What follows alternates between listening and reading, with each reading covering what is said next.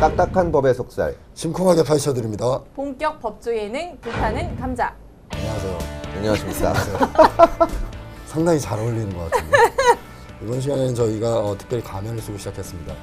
이유는 위헌 소지가 물씬 있는 복면 시위 금지법에 대해서 이제 항의 표시로 가면을 쓰고 시작했는데 이거 힘들어서 이렇게 시위 못할 것 같아요. 이거 벗어도 되죠? 네. 저는 얼굴을 가리는 게 잘생긴 얼굴. 제 두번째라. 복면 시위 금지법에 대해서 네. 다뤄보도록 하죠. 14일에 있었던 그 민중 총궐기 이후에 여권에서 박근혜 대통령을 필두로 몰상식한 반헌법적 발언들이 릴레이로 쏟아지고 있거든요. 그래서 저희가 윗물이 맑아야 아랫물이 맑다는 취지로 박근혜 대통령 발언부터 한번 짚어보겠습니다. 24일 국무회의에서 한 발언이고요. 시위대를 테러단체인 그 이슬람 국가에 빗댔어요. IS에. 비유했죠. 뭐라고 아이슬. 아이슬. 네. 네. 아이슬이 공식 용어더라고요. 네, 맞는 말이에요. 그거. 네. 예. 이게 굉장히 무리한 비유잖아요. 말도 안 되죠. 네. 예. 복면 시위를 뭐 대통령이 하게 해서 하고 못하게 해서 안 하고 그러는 게 아니거든요. 그러니까요. 헌법상 권리인데. 예. 예. 그럼 뭐 투표도 못하게 해야 된다. 뭐 투표는 하게 해줄게. 이런 거랑 비슷한 거예요. 그렇죠. 심지어 외신 기자조차 ISD한 거 그렇죠. 본인의 트위터였나요? 그때 네. 그 놀라움을 표시했죠. 이렇게 과한 비유를 든 이유가 뭘까 봤더니 이게 연이어서 나온 얘기가 이제 복면 시위 금지법을 도입해야 한다. 이 발언을 하기 위해서 복면 시위 금지법을 얘기하려면 복면 시위, 복면 하면 IS니까 둘을 그냥 갖다 붙인 거죠. 그렇죠. 예. 자유현상이야. 갖다 붙여가지고 그런 비유를 든 건데 복면 시위 금지법이라는 게 정확히 집회에 복면만 쓰고 나가면 문제가 되는 건가요? 아니면 어떤 내가 복면을 쓰고 어떤 행동을 했을 때 문제가 되는 거예요? 정가변 의원이 지금 발의를 했어요. 대통령 발언 다음 날 바로 발의를 했는데 신원 확인을 어렵게 할 목적으로 마스크 등의 복면 도구를 착용하거나 착용하게 하는 행위, 이것이 금지되는 행위입니다. 그러니까 썼다는 것만으로 되는 건 아니고 신원 확인을 어렵게 할 목적을 입증해야 돼요. 근데 마스크 쓰면 신원 확인이 어려워지죠. 그거야. 뭐. 그런 거 있잖아요. 건강, 감기에 안 걸릴 목적으로. 그렇지. 그러니까 어차피 내심의 의사는 모르는 거니까 이게 미세먼지 때문에 썼다고 주장을 해도 그렇게 받아들여 줄 리가 없잖아요. 그렇죠. 네. 변론할 때 이렇게 되는 거죠. 나는 감기를 피할 목적으로 쓴 것이다. 난 추위를 피할 목적으로 쓴 것이다. 뭐 이렇게. 진단서 내고 네. 그날 내가 감기에 걸려 있었다 이런. 그렇게 되는 거죠. 집회 시위는 헌법상 보장된 권리거든요. 네. 그리고 내가 가면을 쓰는지 마는지 뭐 문신을 하는지 마는지 하는 거는 개인의 자유지. 국가가 나서서 이런 옷 입어라 저런 옷 입어라 하는 거는 북한은 그렇잖아요. 헤어스타일도 정해주잖아요. 거의 그런 발상 아닌가. 그래서 새누리당 쪽에서는 이 위헌 논란에 대해서 어떤 입장인지도 궁금해요. 그러니까 말로는 뭐라고 하냐면 불법 폭력 시위에 한해서만 이 복면 금지가 적용된다. 그러니까 합법 시위에는 복면 해도 된다. 이렇게 주장을 하는데 말로는 말이 되는데 현실에서 조금 근데 이 합법 시위냐 아니냐를 결정하는 건 지금도 귀에 걸면 귀걸이, 코에 걸면 코걸이 뭐 이런 식으로 지금 규정이 되고 그리고 있잖아요. 새누리당에서 다들 그렇게 주장하나요? 합법 시위. 그러니까 보통은 그렇게 주장하죠. 뭐 또 실명제 때도 그렇고 이게 아니 정당한데 뭐가 걱정이냐. 그 뭐 감청 논란 같은 거 생기고 뭐 위치 추적 이런 거 문제가 돼도 아니 합법적으로 하는데 좀 알면 어떠냐 이렇게 하는데 대단히 잘못된 겁니다. 이 문헌상 해석을 해보면 합법적으로 집회를 하다가 네. 마스크를 쓰고 합법 집회니까 괜찮은 거야 하다가 네. 경찰이 해산 명령을 했어요. 해산 명령에 응하지 않으면 그때부터 복면을 쓴 게 불법이 되는 거죠. 그렇죠. 근데 뭐 그러니까 말이 안 되는 거죠. 뭐라고 말을 해야 돼. 근데 또 여당에서는 외국의 입법례들이 있다는 얘기들을 예, 하죠. 예. 그러면서 지금 외국 중에서도 복면 착용을 금지하고 있는 나라들이 몇 군데 있기는 하더라고요. 예, 있습니다. 보니까 소개해 독일, 줘야죠. 예. 오스트리아, 프랑스, 스위스, 미국 등 일부 선진국에서 예. 복면 착용을 금지하고 있다. 예. 그러니까 미국 같은 경우는 KKK단이거든요. 근데 그거는 역사적 경험에서 이 사람들이 흰 복면 쓰고 이게 하얀 이게 유령 같은 거 입고 흑인들을 엄청나게 린치를 했거든요. 죽이는 린치는 거 죽입니다. 아니에요? 예, 목 매달아 그 밑에서 파티도 하고 이런 게 사진이 다 있는데 그런 역사적 경험과 아픈 기억이 있는데 이 KKK단이 이거를 쓰고 하겠다고 하니까 법원에서 그걸 금지한 거죠. 그러면서 다른 거를 입어라. 그건 시위뿐만이 아니라 다른 데서도 못하게 돼 있는 거고 누가 시위하는지 체증하기 위해서 복면이 안 된다 그런 거는 없는 걸로 알고. 그 시위를 하는 것 자체는 그거랑은 전혀 다른 거죠. 시위한다고 무슨 위험이 생기진 않잖아요. 그러니까 결국 네. 이게 시위를 어떻게 볼 거냐는 범죄 관점에, 시 내지는 대단히 위험한 행동이나 네. 이렇게 보는 거죠. 예. 그러니까 어떻게 볼 거냐는 관점의 차이겠네요. 그리고 사실 시위라는 거는 기본적으로 민주주의 국가는 다수결이잖아요. 네, 근데 자기 뜻이 잘 먹히는 다수들은 잘 시위를 안 하잖아요. 네. 소수자들이 하거나 다수자라고 해도 정권에서 이제 탄압 민주주의가 제대로 안 돌아갈 때 하는 건데 본질적으로 시스템에 좀 이렇게 저항하는 의미가 있는데 거기서 익명성은 굉장히 중요한 거거든요. 그거를 까고 하라는 거는 좀 앞뒤가 안 맞는 거죠. 그렇죠. 예. 아니 그래서 지금 12월 5일 날 지금 2차 지금 총궐기가 예정이 돼 있잖아요. 예. 경찰청에서는 지금 아직 법이 만들어지지도 않았는데 어쨌든 복면을 쓰고 폭력 행위를 하는 경우에 처벌을 하겠다. 그건 이제 말을 그렇게 하는 거고 폭력 행위로 인해서 처벌을 처벌을 하겠다. 하는 거겠죠. 예. 네. 근데 뭐 복면을 쓰고 있으니까 누군지 특정하기가 쉽지 않대요.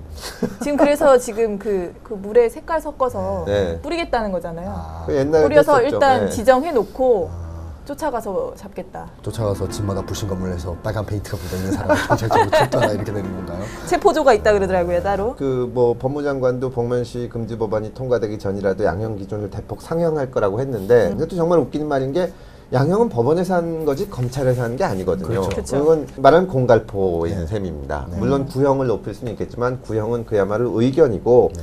물론 법무장관은 정무직이긴 하지만 대통령이 한마디 했다고 이 법집행기관이 양형 기준을 올리겠다 내리겠다 하는 건 대단히 부적절하다고 생각을 합니다. 이거 약간 사법부 협박하는 거 아닌가요? 그렇죠. 예. 사법부 협박은 김무성 대표도 했는데 네. 뭐 현행범을 잡아가도 법원에서 구속영장 발부하지 않고 훈방 조치한다.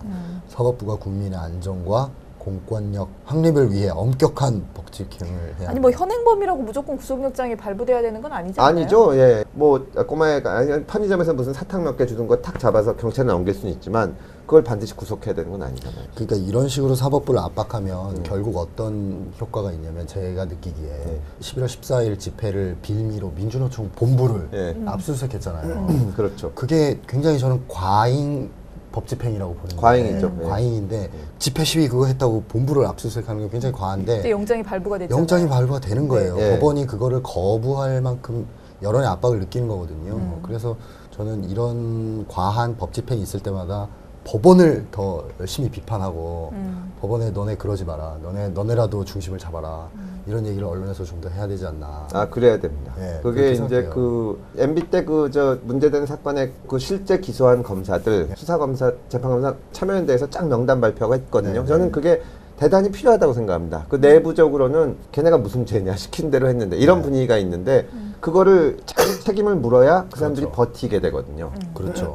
법원이 제대로 해야 되고 그런 면에서 이렇게 사법부 압박하는 것도 굉장히 위험하고 어떤 시스템의 근간이 흔들리는 거 아닌가. 이 정도 말이 막 나오면 대법원장이 한 말씀 하셔야 된다고 그죠. 생각해요. 예. 그게 대법원장 역할이거든요. 그렇죠. 이게 뭐냐, 우리가 알아서 잘하겠다. 그리고 이 정치권에서 이런 발언하면 안 된다고 한번 준엄하게 꼬집어 줘야지. 그렇죠. 근데 성향상 안 하시지 않을까요? 서양상 안 시켜서 이렇게 하실 분인데 뭐 모르죠. 그. 판사들한테 여론에 흔들리지 말고 법과 원칙대로 해라 이 정도 말씀하실 수 있는 거 한 아니에요? 말씀 해주셔야 됩니다. 이거는. 그렇죠. 예. 법원의 어른으로서 기대하고 있겠습니다. 양승태 대법원장. 예. 또 다른 얘기도 한번 짚어볼까요? 네네. 김무성 대표가 집회를 허용해서는 안 된다. 그렇죠. 라는 취지의 발언을 했는데 불온한 세력들이 신청한 집회는 불허해야 한다. 불온한 세력의 기준은 뭐야? 네. 그리고 박근혜 정부 퇴진을 요구하는 불법 시위는 허용해서는 안 된다. 네. 한마디로 퇴진을 요구하는 시위는 하면 안 된다는 거잖아요. 박근혜 정부 퇴진을 요구하는 시위가 불법 시위인가요? MB가 서운해하겠어. MB 때는 그런 말도 안 해주고. 그래서 경찰이 뭐 이런 기조에 따라서 불허했죠. 네. 경찰이 불허하니까 누리꾼들이 그런 얘기 많이 하더라고요. 집회는 허가제가 아니지 않냐. 네. 그런 얘기가 많이 있어서 제가 찾아봤습니다. 네. 집시법 8조에 금지 또는 제한을 통고할 수 있다는 조항이 있어요. 있죠. 예. 근데 이 조항이 보면은 네. 집단적인 폭행, 협박, 손괴, 방화 등으로 공공의 안녕 질서에 직접적인 위험을 초래할 경우에는 금지 통고를 할 수 있다라고 네. 하면서 5조 1항을 이제 언급하거든요. 여기에 대해서도 헌재가 한번 판단한 적이 있습니다.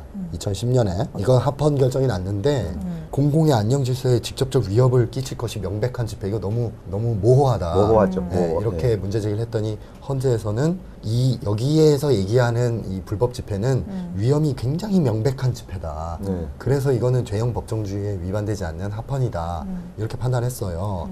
뭐 이 말대로 비판할 수 있겠지만 이 말을 받아들인다 해도 이번 2차 집회에 대해서는 민노총이 평화 집회를 하겠다. 그러니까요. 네. 라고 얘기를 하고 공언을 하고 있는 상태인데 왜 이게 명백한 위협이 되는 건지. 그러니까 그 문구 자체가 애매모호하다는 비판은 있지만 사실 네. 어쩔 수 없거든요. 그거를 다 쓸 수는 네, 없으니까. 근데 예를 들어서 집회 주최 측에서 다 곡괭이를 들고 나오라고 한다거나 누가 봐도 이거는 가만 놔뒀다가 큰일 나겠다 싶은 거지. 네. 지금 평화 집회 하겠다고 하고 실제로 사람들이 무슨 무기를 가지고 모이는 것도 아니고 네. 이 조항을 갖다 하는 거는 저는 말이 안 된다고 생각해요. 그래서 이거를 만약에 민노총이 가처분을 내면 이길 수 있을까요? 저는 이긴다고 봅니다. 그쵸. 예. 시위 모습도 조금 변할 필요가 있기는 있죠. 예. 예. 그러니까 이게 지금 이런 말씀하시는 분들이 정부 여당의 사람들이 정말 집회를 평화롭게 하고 싶은 건지 아닌 건지. 왜냐하면 내부의 이거 좀 우리도 변하자 하는 목소리를 죽여버리거든요. 그렇죠. 예. 네. 차벽 쳐놓고 못하게 하는데 어쩌란 말이냐. 부추기는 것 같기도 해요. 폭력적으로 하라고. 그렇죠. 폭력적으로 그렇죠. 하라고 네, 부추기는 네. 거. 그런 거는 오히려 시위하는 쪽에서 자제시키고 안 하려고 하는 게 맞고 정부 여당 쪽에서 그러려면 이거 평화 시위를 열어줘야 되는데 이게 이렇게 막으니까 자꾸 그런 게 생기는 겁니다. 그거 말고도 이제 또 지금 문제가 되고 있는 게 무슨 가구 공방에 붙어 있는 무슨 포스터를 떼라고 경찰이 와가지고 얘기를 했다고요? 참, 저 포스터를 정말 60년대로 가는 것 같아요. 해도 너무한다. 이대로는 못 살겠다. 이거 하고 독재자의 딸 이렇게 써는 거거든요. 경찰 5명이 갑자기 이 공방에 와가지고 신고를 받고 왔다. 포스터 왜 붙였냐? 포스터 떼라. 사실이 아닌 내용으로 타인의 명예를 훼손하는 거다. 이렇게 얘기를 하니까 이 공방 사장님이 이게 무슨 사실이 아닌 내용을 담고 있냐? 그러니까 독재자의 딸이 사실이 아니라고 하면서 떼라고 했다는 거죠. 떼라. 아니 이거 타임지도 독재자의 딸이라고 표현하지 그렇죠. 않았나요? 그리고 의견인데 박정희 대통령을 물론 이건 존경하는 팩트잖아요. 이거. 그런가? 저는 팩트라고 생각을 해요. 사실 아니 그 대통령이 법을 만들고 국회가 아니라 네. 수업 거부하는 학생은 사형에 처할 수 있는 그런 법이면 그게 독재자가 아니면 뭐가 독재자야? 그렇죠. 근거를 대라 그랬다고요? 네. 네. 그 방금 얘기한 게 근거지. 네.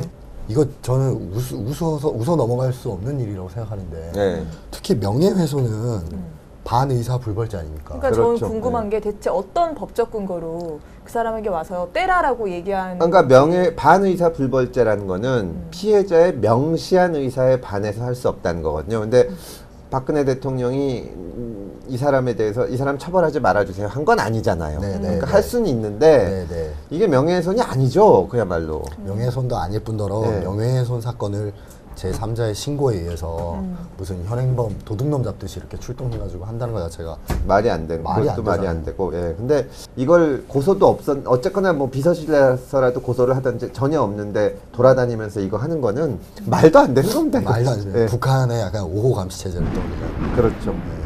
대통령 명예훼손 사건이 너무 많아요. 또 박성수 씨도 있고. 네. 박근혜 대통령을 비판하는 전단을 배포했다라는 이유로 지금 네. 7개월째 대구구치소에서 수감 중이다라고 돼 있네요. 예, 그 전단 내용에 보면 정모 씨 업문을 덮으려 공안정국을 조성하는가. 정모 씨를 하면 정윤회 씨. 그렇죠. 정윤회 씨 네네. 얘기하는 건데 이 부분이 이제 대통령 명예를 훼손한다는 거거든요. 근데 그게 명예훼손이 되느냐는 변론으로 하고 7개월째 지금 구속이 돼 있는데 그렇죠. 이게 왜 이례적인 건지 설명을 좀 해주세요. 명예훼손은 기본적으로 구속되는 경우가 거의 없습니다. 증거도 다 확보돼 있고 명예훼손은 이걸 지금 6개월씩 판결이 확정도 안 되는데 구속돼 있다는 거는 대단히 이례적인 겁니다. 그야말로. 그리고 1심에서 최장 6개월 예, 6개월까지 구속할 수 있는 거죠. 근데 지금 6개월 기간이 다 되니까 다른 혐의를 추가를 해서 예.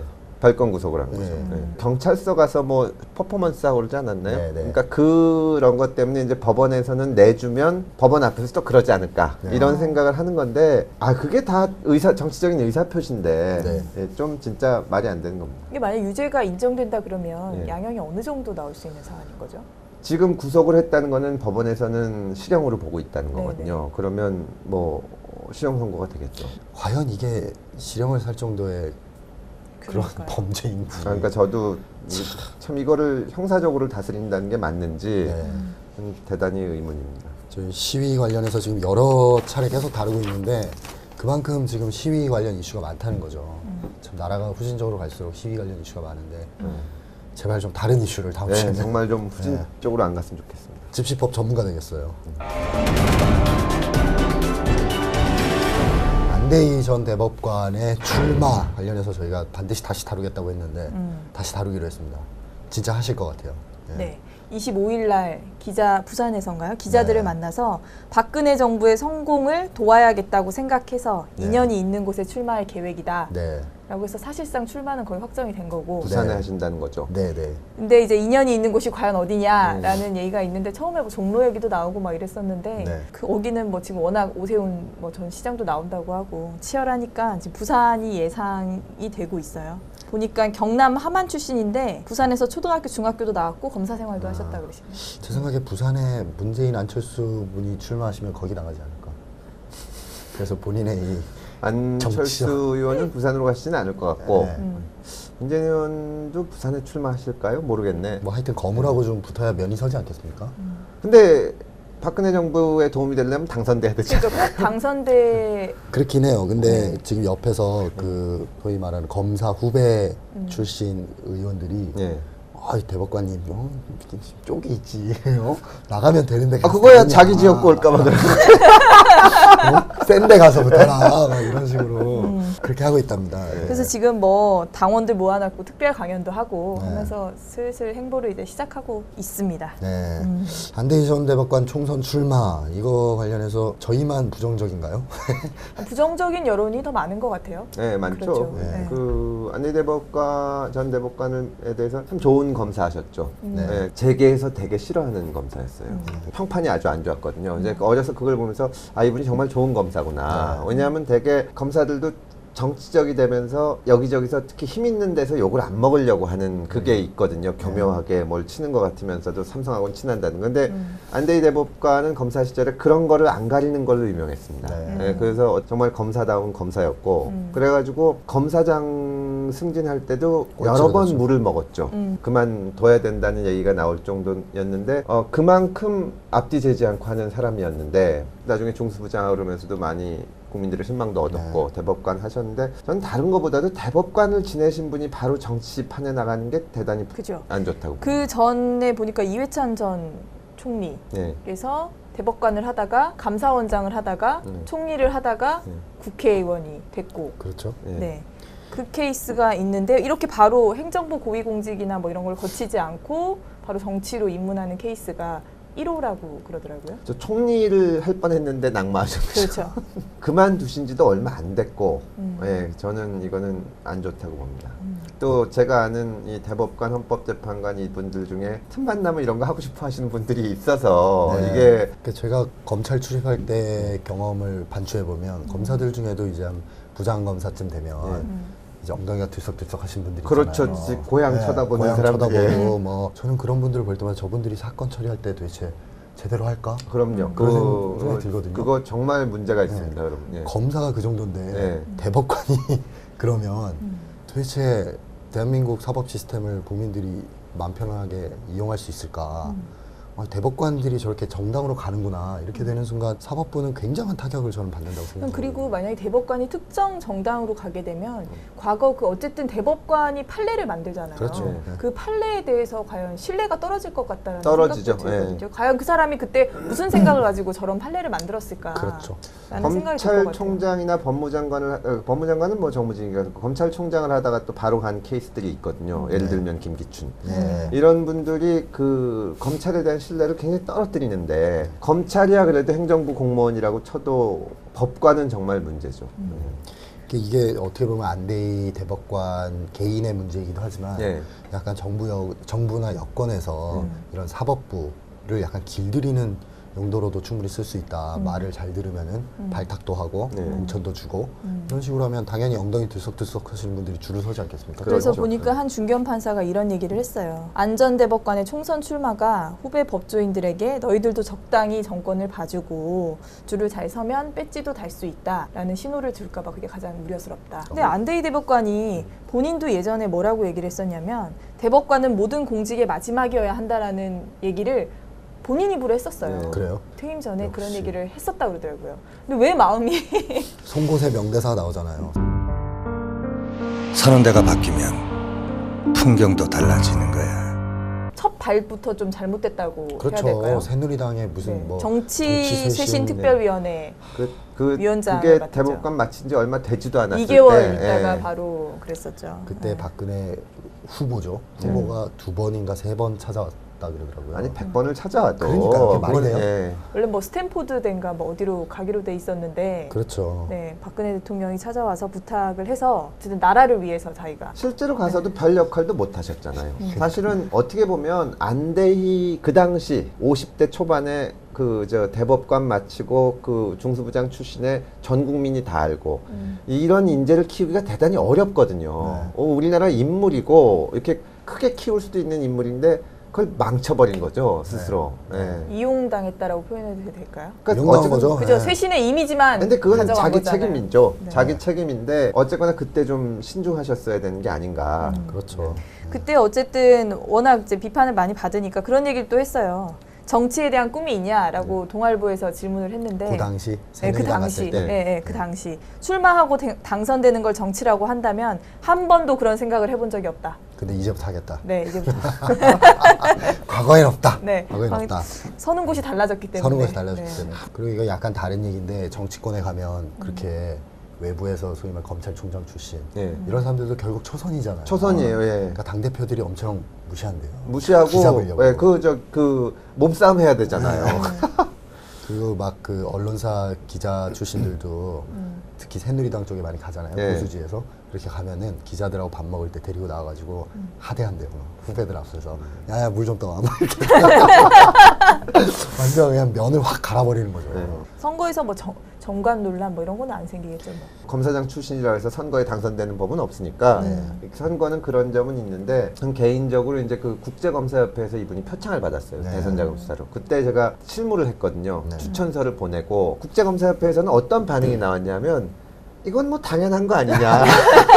암살당할 뻔했다거나 생명의 위협을 느껴 이런 거면 모르지만 아니 검사가 사건 수사하는 게 뭘 그 당연한 거지 월급 받으면 됐지 상 주냐. 그래서 이제 그거를 어렵게 설명을 이게 얼마나 어려운 일이고 이게 해가지고 국민들의 그걸 얼마나 그걸 받았는지 그래서 제가 그걸 해가지고 그때 상을 받으셨어요. 네, 그런 인연도 있고 나중에 고검장인가 하셨을 때 저 일 잘한다고 덕도 사준 적도 있고 참 좋은 분인데 신중하게 판단하셨으면 좋겠습니다. 안타깝습니다. 네. 네, 출마하지 마세요. 하지 마세요. 네. 제가 할게요. 좋은 생각이네요. 아니면 거기 출마하시는 대로 부산 해운대로 나가시고 출마하시는 대로 대항마로 출마하십시오. 선배님 왜 이러세요라는 캐치프레이즈. 캐치프레이즈. 걸로. 이러시면 안 됩니다. 이런 걸로. 네, 앞으로도 저희 프로그램이나 법과 관련해서 궁금하신 사항이 있으시면 저희 페이스북 계정이나 아래 나가는 메일로 연락 주시기 바랍니다. 저희는 다음 주에 더 뜨거운 법 이야기로 찾아뵙도록 하겠습니다. 감사합니다.